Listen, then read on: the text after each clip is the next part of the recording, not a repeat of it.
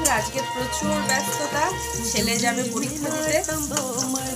আর ধান যেহেতু তোলা হচ্ছে, কালকে দেখেছেন ধান তো কাটা হয়ে গেছে, ধান যেহেতু তোলা হচ্ছে তো তার জন্য লোক লেগেছে, তো তারা এখন মুড়ি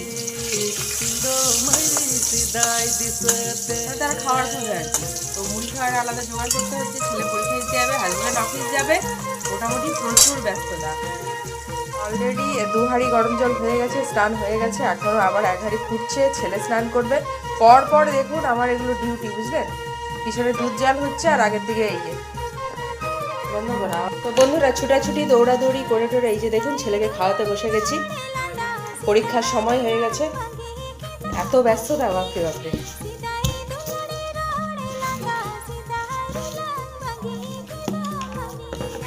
মানে এক ভাব রান্না হয়ে গেছে বন্ধুরা। তো